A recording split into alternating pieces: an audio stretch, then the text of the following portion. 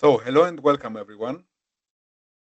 Today, we are going to look at a decision from India, from the High Court of Delhi, which deals with a remedy that has gained particular importance in these jurisdictions recently. And these are the so-called pro tem security deposits. These are measures that courts in India order before there is a final decision of patent infringement case. And these are temporary measures which aim to give at least some form of security until the final court determination on an infringement action. So, this is what the court did in the present case as well. We are going to take a look at, on the one hand, the considerations of the court about when or under which conditions to grant this type of interim pro tem security deposits. And then we are also going to take a look at how the court calculated, or what principles the court followed to calculate the amount of this security deposit that should have been provided here in the present case. Now, the case is a case between Dolby on the patent owner's claimant side here and Lava on the defendant side. Lava is a company, an Indian company, which is an electronics manufacturer. And in the present case, the parties were in a dispute around patents that were relevant for the AAC standard, which is the advanced audio coding standard. Here, the first contact between the parties was already back in the end of 2018. So Dolby at that time approached Lava at the end of December of 2018, and at the same time also made a first offer for a license to its portfolio. Then, in the next 5 to 6 years, there were discussions between the parties, which, however, did not end up in a license agreement. On the one hand, Dolby provided information also on the technical merits of the patent portfolio of the patent portfolio it has. It provided claim charts, technical explanations. Lava, on the other hand, did not make a specific counter offer, and this is something which the court considered here. So, during this almost 5.5, 6 years of negotiations, Lava did not make a counter offer, and it did also not really seriously contend the validity of the patents and the essentiality of the patents that were in discussion between the parties. So, since nothing was concluded, no agreement was concluded, Dolby launched the present lawsuit in April 2024 and asked also for an injunction and other remedies related to infringement. Now, what is interesting here in this case was that the suit was based on 8 Indian patents that Dolby holds, and 5 out of these 8 patents had expired between July 2022 and April 2024. So there were patents that have been asserted in these proceedings that initially, when the negotiations started in the end of 2018, were still valid, but in the meantime, until the action was filed, had expired. So keep that in mind, because there was some discussion around that and what implications this fact can have here on a pro tem security deposit payment. Now, after the action was filed, there was a request from Lava to take some time, to be granted some more time to conclude the negotiations with Dolby. And the court indeed was prepared to do that and gave Lava some more time. This resulted in a counteroffer, the first counteroffer that Lava made. Again, this was only after the proceeding started, which, however, was not accepted by Dolby. And the result was that after almost a month, in end of May 2024, the Delhi High Court concluded at the end that the negotiations between the parties had failed, and at the same time asked Lava to make a deposit, based, however, on the counter offer that Lava had made to Dolby. This was not a very high amount, so the counter of this deposit was calculated based on a price of 5.13 rupees per device sold. And after that, there was a discussion whether the security payment or this pro tem security deposit should be a different one. And this was the decision of the court we're talking about today, from the 10th of July this year, where the court provided that Lava should make a pro tem security payment, which was significantly higher. It was approximately 2.34 million US dollars this time. This is where these proceedings are at the moment. Again, there is no final decision yet on the merits of the case. So there is no final decision, for example, on the claim for injunctive relief. But of course, we will be following that and see how these proceedings develop. So this case, as I said already, is about the pro tem security deposit. And here the court started by asking itself whether Indian courts have at all the authority to make this type of orders, this type of temporary orders. There was some discussion in these proceedings, but there had been some discussion also previously in similar cases about whether there is at all the possibility to grant this type of interim relief. And here the High Court of Delhi basically confirmed previous decisions as well that in principle there is an empowerment for courts in India to make an order for a pro tem deposit. And here the court also clarified that this can happen even without filing a separate application. So the authority to do that, the jurisdiction to do that is there, and it was confirmed by the High Court of Delhi.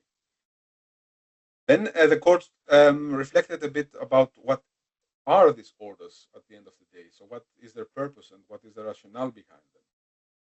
The court explained that these pro tem deposits, they operate only temporarily until the court's decision on an injunction or an interim injunction. So it's not a final decision which settles, let's say, in easy terms, the relation between the parties in a definite manner, but it's something that operates only temporarily. And the reason why you have these orders that temporarily need to provide specific solutions is to balance the SEP holders' right to receive value for the use of their technology with the implementer's right to contest the patent. What the High Court explained here is that the implementer shall not unfairly benefit from the use of the patent technology during the course of proceedings, which in India particularly can be potentially lengthy, and at the same time, proceedings in which the issues as validity, essentiality, and front terms have to be determined.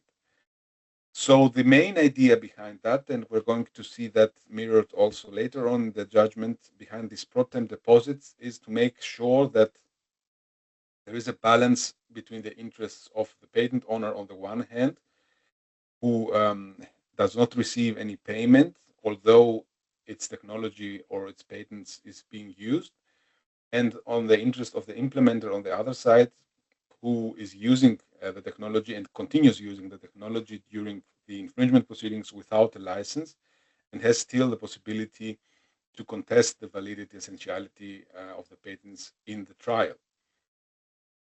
So that was the main premise under which this type of measures, this type of remedies should be granted.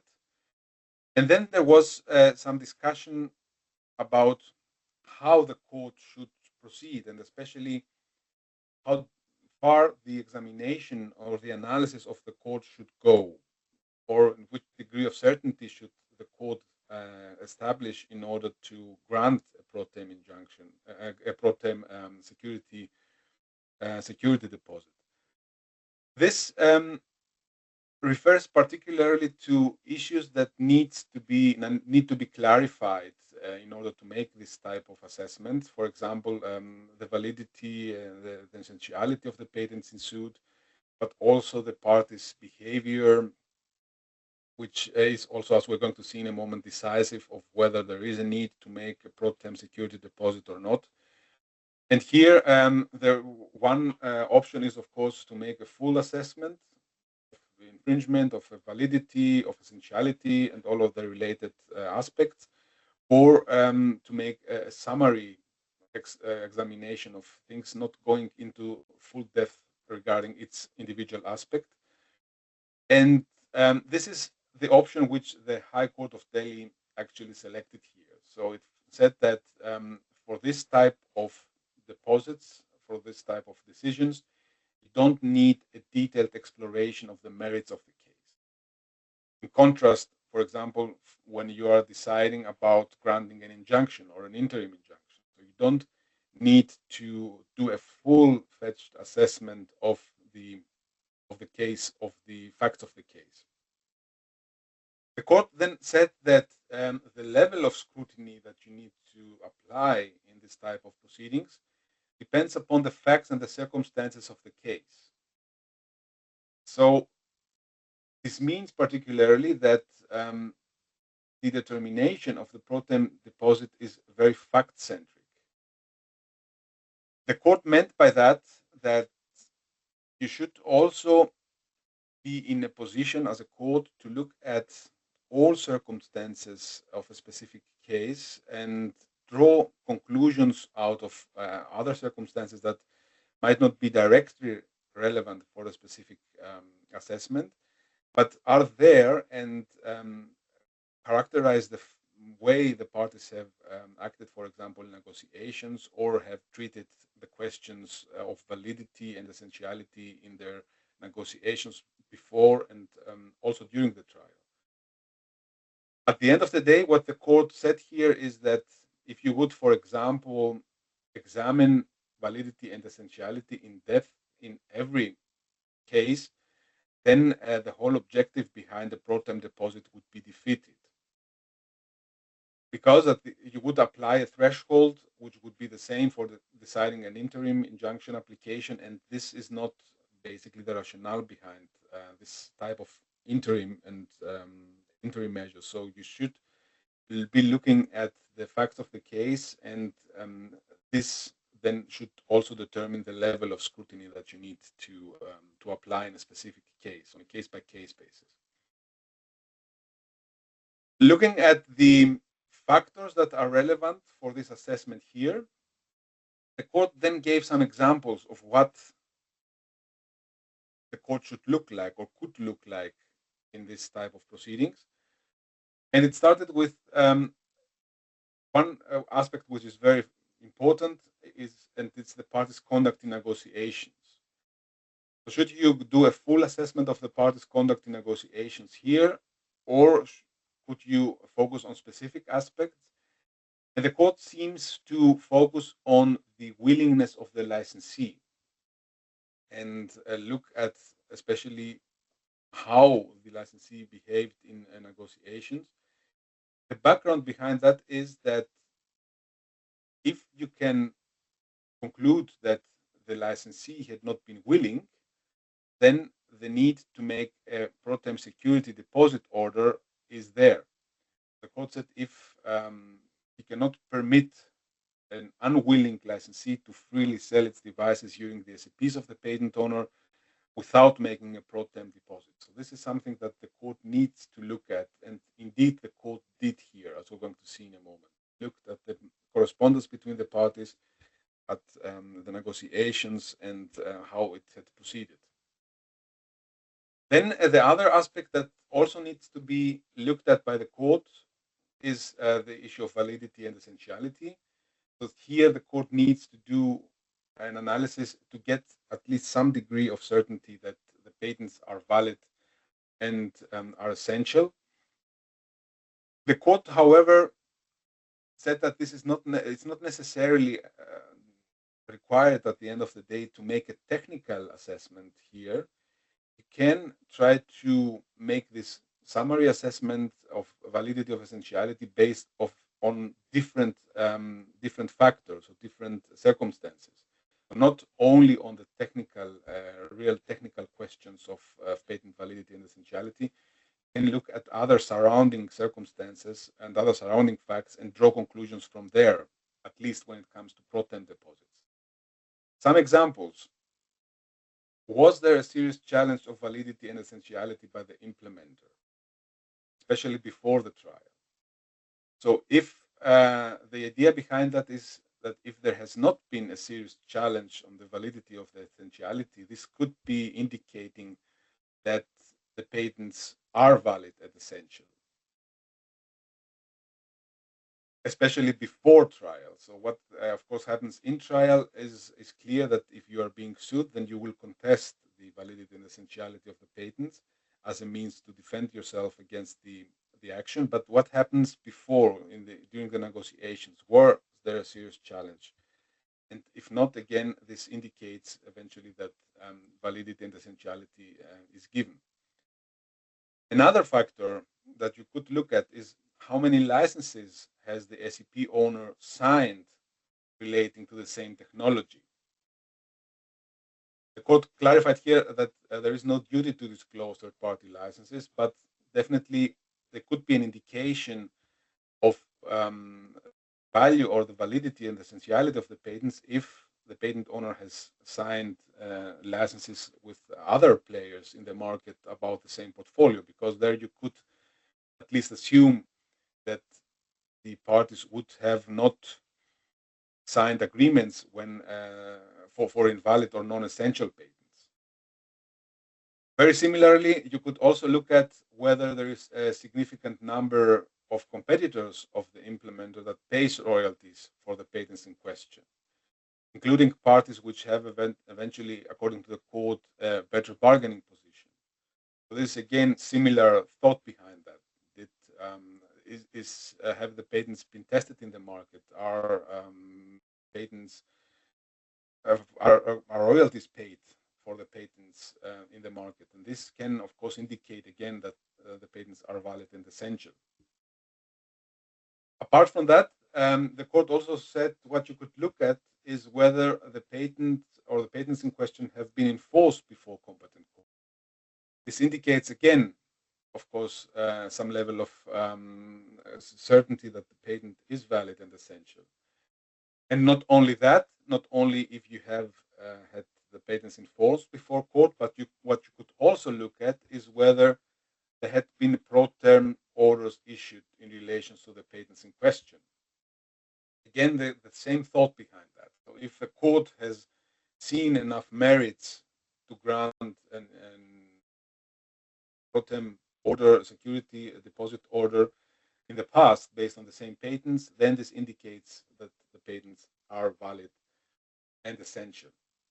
So these were the court's thoughts of what type of circumstances, what kind of facts could you consider here in order to make this analysis of whether an then deposit order should be granted or not. And of course, the court applied these principles in its decision, finding, as we said already, that there is a need to make a pro-tem deposit in the present case. It first looked at the parties' conduct, and it looked at both the patent owner, both Dolby and the implementer Lava in the present case. And it found that when it looked at Dolby's behavior, that it had complied with the front protocol. What is interesting here is that by the front protocol, the court basically meant the obligations that the Court of Justice of the EU has determined in the Huawei versus ZTE case back in 2015. So this was, to a large extent, the standard which the court applied here to make an assessment of whether the parties, both patent owner and implementer, have met the front obligations. And again, for Dolby, the result was a positive one. So the court found that they had done what they should have done under this front protocol. For example, it mentioned that there was a notification that was early, back already 6 years, almost 6 years before the proceedings started.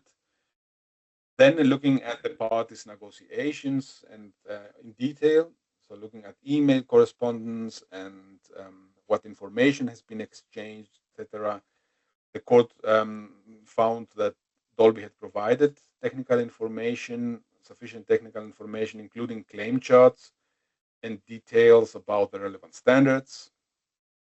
And the court also thought that Dolby had provided all other technical clarifications that Lava had sought during the proceeding, during the negotiations. So it was, let's say, always prepared to respond to requests of information that Lava had made. And looking also at some comparable licenses, the court found that the royalty rates that were offered to Lava by Dolby were similar to rates that have been offered to similarly situated entities. All of this, in the eyes of the court, indicated that Dolby had complied with the front protocol. Now the question was this the same for Lava? Did Lava also do the same? Because if you remember, we said the court said that in principle, if you have an implementer that has been unwilling, then this speaks in favor of granting this broad-term security deposit in order exactly to make sure that there is substance in case that the proceedings are going to end up in favor of the patent owner sometime later. And looking here again on Lava's behavior based on the front protocol, so more or less again on the Huawei ZTE decision of the Court of Justice of the EU, the court found that Lava did not comply with its obligations. On the contrary, the court believed that Lava had engaged in patent holdout. And the court criticized that because it found that Lava was predominantly trying to delay negotiations, and the court said that while delaying negotiations, Lava has not only acted as an unwilling licensee, but has also derived an unfair advantage in the market by selling infringing devices without paying the requisite royalties. So here, the court found that the patent holdout behavior and these delaying tactics that Lava had applied were not only, of course, creating a problem to the patent owner on a bilateral, from a bilateral view, but so also a greater concern that Lava, by not paying while the competitors are paying, would have derived an unfair advantage in the market. Now, what are the facts that the court considered here indicating or showing unwillingness on the side of Lava? The court looked both before the trial, the behavior of Lava before the trial, and after the start of the trial. Before the trial, what the court criticized clearly was the fact that Lava had not made a counteroffer before the proceedings started. So during almost 6 years of negotiations, there was no counteroffer made by Lava. It had gotten information, it had gotten also access to claim charts and other technical information, but at the end, it did not make a counteroffer responding to the offers that Dolby had made. So this was an indication of unwillingness in the eyes of the court. Then the court also criticized the fact that Lava had insisted on a license only in respect of a subset of the standard SEP portfolio of Dolby. So I didn't want to have a license on the entire portfolio, but only of part of the portfolio. And the court said here, this is also indicating lack of willingness, because this is not in line with established industry practice, which is a portfolio licensing. Then the court was also not content by the fact that Lava had insisted during the negotiations of the parties to have access to third-party confidential licensing agreements of Dolby, although in the eyes of the court, and we mentioned that already, there was no justification for that. So there is no need for the patent owner to disclose everything in the eyes of the court, especially when it's confidential. But by insisting on doing that, the court saw that Lava was delaying basically the negotiations. Then what was interesting was also the court's view of the fact that Lava had not really contested or questioned the validity of the SEPs that have been asserted here during the negotiations. That he had gotten information about the patents, but did not really claim towards Dolby or did not contest that the patents are valid. It only did after the proceeding started. And it had also not really responded to the question of whether the patents are essential, because, for example, the court highlighted here that Lava did not respond or had not addressed the claim charts that Dolby had provided during the negotiation. So they didn't really take a position to the claim charts. They don't analyze the claim charts. All of this was before the trial, in the eyes of the court, indicating that there was unwillingness.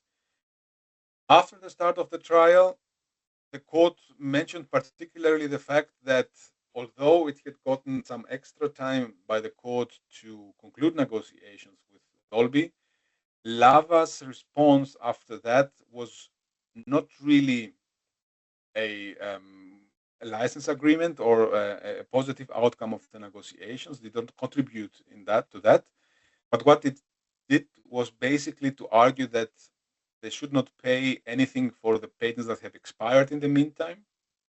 So if you remember, we said 5 out of the 8 patents that have been asserted here had expired in the meantime. So the first reaction of Lava in the proceedings was to say, I'm not going to pay anything for the patents that have expired. I should not pay anything for that. And it had also requested the court for more time to assess the rest of the patents that have not expired. So the rest of probably the 3 patents that had not expired. So here the court was not confident that this is indicating willingness, including, of course, the fact that Lava continued to insist on the closure of the third-party confidential licenses by Dolby also in the proceedings. So these two behaviors, this behavior of Lava was criticized by the court.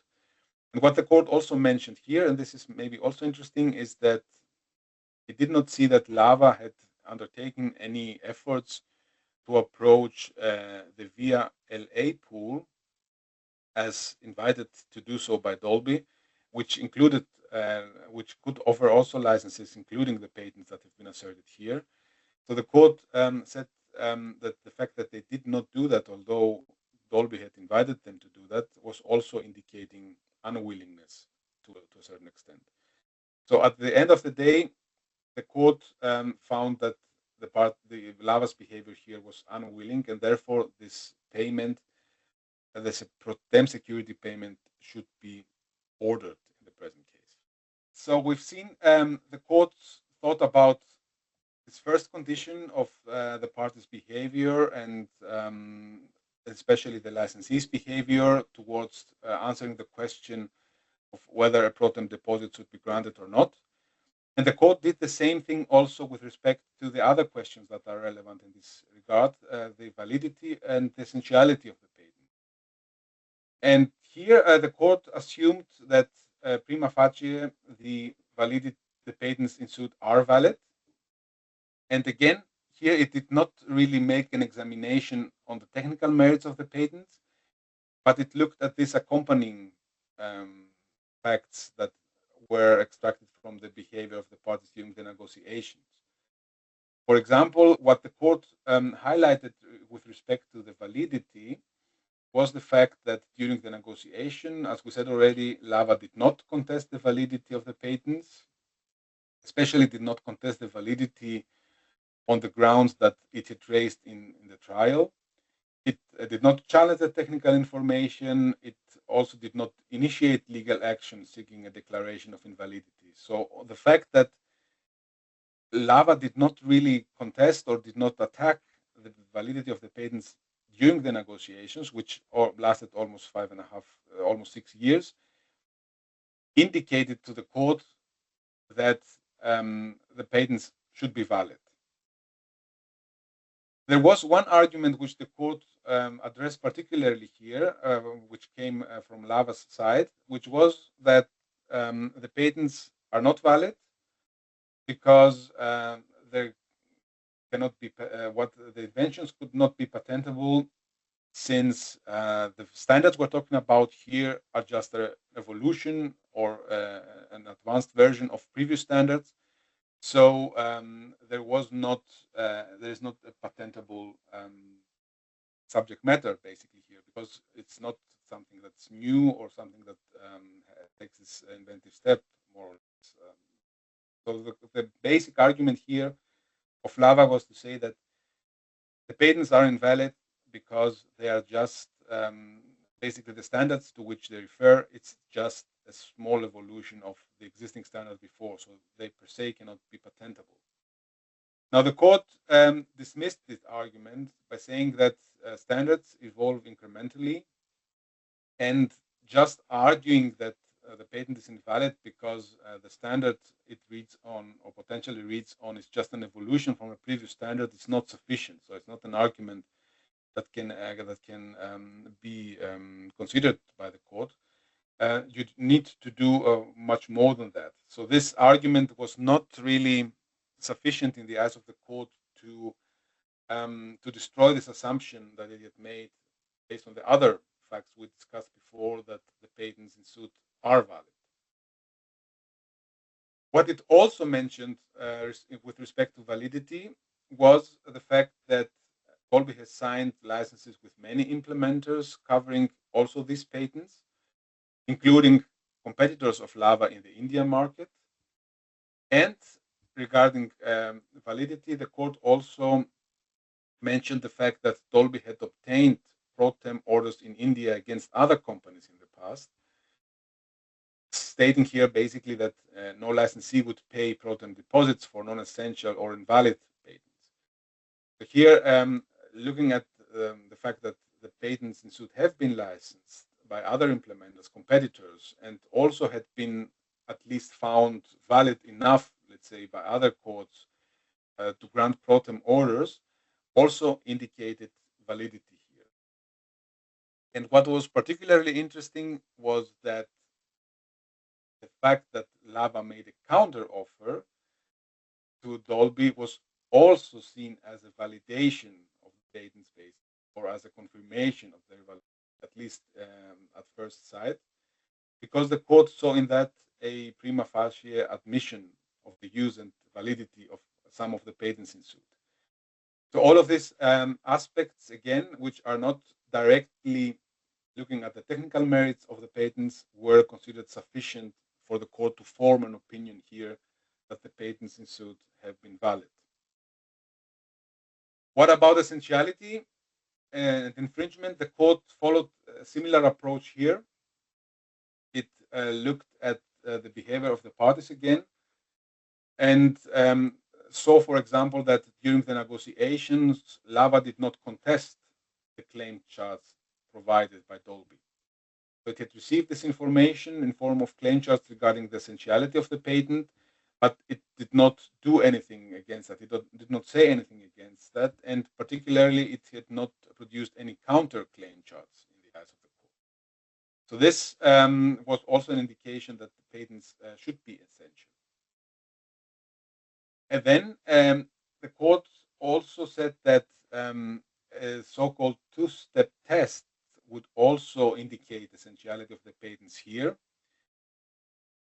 This was something that referred then more to the trial and the behavior of the parties in trial.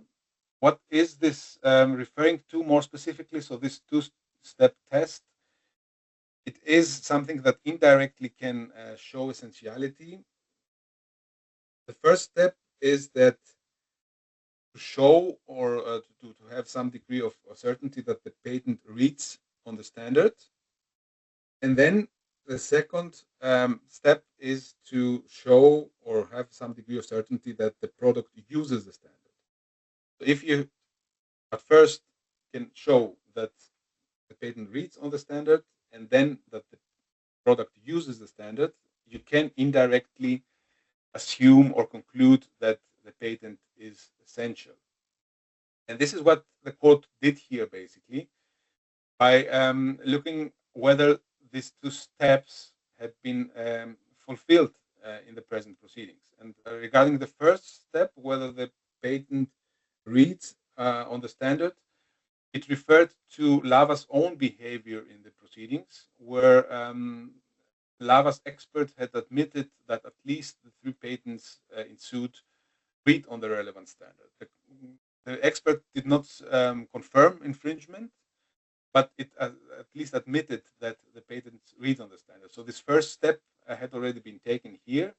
So the question was then, do the products of Lava use the standard? And for that, the court again looked at Lava's own statements, or particularly also the website and declarations that Lava had included there, and was convinced, at least for the purposes of the pro tem deposits, that the standard is used by the products of Lava. Why? Lava had provided, for example, technical specifications on its website showing that several devices are compatible with the AAC standard. And it had also stated in its website that its devices are Android compatible. This again indirectly means that they use the AAC standard because the AAC standard must be used to comply with Android. And there the court also noted that the Android documentation itself includes a reference to potential third-party patents. So it's clear that the AAC standard must be used by all Android-compatible devices. And since Lava itself had said here that the devices are Android compatible, indirectly this confirmed here essentiality. So these were the two main considerations of the court to accept here that at least prima facie there is an essentiality of the patents in suit. There was an attempt of Lava to basically destroy that assumption by saying that there had been the exhaustion of the patents in suit, but there was not much substantiation, not much said about that, and the court at the end of the day did not find a lot of merits in this type of arguments and dismissed that because it found it was not substantiated enough to deal with that in the proceedings. Now, having said that, the court also looked at the condition of the implementer, the financial condition of the implementer, as an additional factor when it comes to whether to grant a pro tem deposit order or not. Again, here, the idea behind that is that you should provide some security, making sure that if the patent owner succeeds in the proceedings and the courts confirm liability, then the SEP owner would remain able to recover the front amount. And here the issue of the duration of the proceedings in India was again mentioned by the court because proceedings in India take a long time to conclude. So you should make sure, looking at the financial condition of the implementer, that the patent owner is not left behind with a paper degree, which means that it's something that does not bring anything at the end, at least financially. So what here concern that the financial condition of Lava would be one justifying here to pro tem security payments. The court accepted that this is the case. So it found that financial condition of Lava does not inspire confidence. That's why, additionally, there was a need to make the security deposit here to balance the equities between the parties. And this conclusion that Lava's financial condition does not inspire confidence was based on two things that Dolby had pointed out here. One was a ruling against Lava in the case against Ericsson, where Lava was required to pay around 29 million euros. And the other one was the fact that Lava was under investigation by Indian authorities according to the Prevention of Money Laundering Act. So these two facts were sufficient in the eyes of the court to accept that the financial condition of Lava requires to have pro tem measures secure any potential payments that need to be done when the proceedings are finally decided. Now we have seen that, and the final part is how was the amount calculated? And here we had three different aspects which were interesting. The first one was the question, should the pro tem deposit also cover the expired patents? If you remember, we said already, out of the 8 patents that have been asserted here, 5 had expired when the proceeding started, more or less. And then you should also look at which type of measure or which type of basis you're going to look to take for the from the determination of the security deposit. So all of this was answered by the court in the present case as well. Regarding the question of whether you should also pay the pro tem deposit for the expired patents, the answer was yes. So the court said this should also be taken into account. The main reason was that the court did not want to allow Lava to take advantage of its own wrong. What does this mean? The fact was that all patents had been valid when the negotiation started. Then we had these delays in the negotiations for almost 6 years without any conclusion. And the court had also found that it was Lava that delayed the negotiations. So at the end, the court didn't want, on the one hand, to allow Lava to delay negotiations and then take advantage of the fact that it delayed negotiations and the patent had expired in the meantime. So this was the main reason why the court said that the expired patent should also be covered by the pro tem deposit. A second reason was the fact that in the eyes of the court, SEP licenses should be for the entire portfolio and not on a patent by patent basis. Because the court said this is something that corresponds to practice in the industry, that you license portfolios and the portfolios are dynamic. So some patents might expire, but also you have to consider that new patents can be added as well in the portfolio. And usually you need a license for all patents, not just for the patents in suit, because the court found that if it comes to litigation, a lawsuit is filed based on patents that are representative for the entire portfolio, but of course not for every single patent of the portfolio. Doesn't mean that you don't need to license the rest as well. Here the court made clear the deposit should also cover the expired patents. Then there was a question from which date should the security deposit start? Which date should be the starting date? So you had several dates that could come into question here. One would be, of course, the moment in time where the parties started negotiating, and the other would be the moment in time where the action was filed. And this was here in the present case. You had almost 6 years between these two moments in time. So, of course, Lava's argument was rather to say that the security should be calculated after the action was filed, meaning after 2024. But the court did not agree with that. It said that the starting point to calculate the security that should be paid in the deposit here would be the time when the Dolby had made its first notification at the end of 2018, basically. So this is what the court found to be reasonable here, and not the time 6 years later when the infringement action was filed.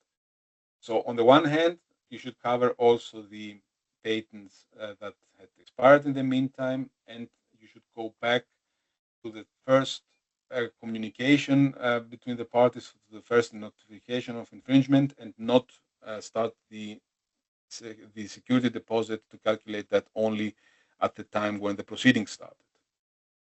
And the final question, what was also very relevant here, was which rates should you take to calculate the pro tem deposit. Here, basically, you had two options again: to use the rates of Lava that Lava had produced in the counteroffer, or to use the rates from Dolby's offer. And the court opted for the last option here. It said that the rates from Dolby's offer should be the basis for the calculation.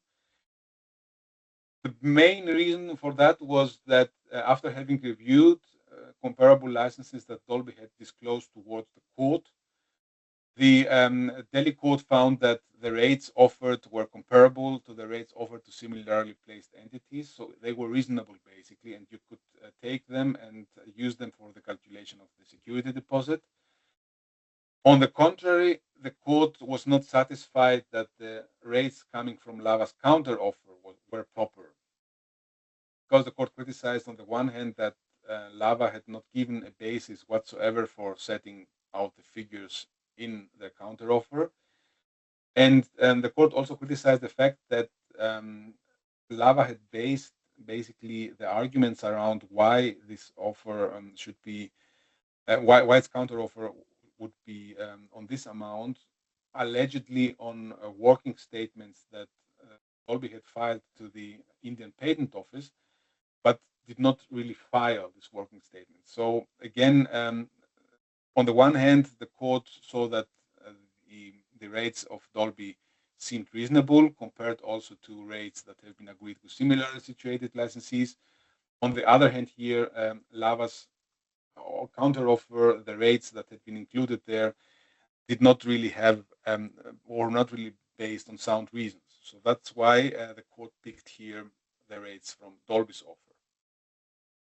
And at the end of the day, the calculation was like this. So it took the rates from the bilateral offer, it applied, then multiplied these rates based on the sales figures of Android devices that Lava had made from January 2019. So this was immediately after the notification of infringement, as we said already, until the present, until the time that the decision was delivered, and made out an annual license fee for the security deposit, and then multiplied this annual license fee with the years that needed to be covered. Again, this was 2019, so immediately after the first notification by Dolby, until the end of 2024. For the time after 1st of January 2025, the court asked Lava to deposit an amount in a half-yearly basis. So this is ongoing further. So the amount that has been determined here was to cover the period from 2019 to 2024.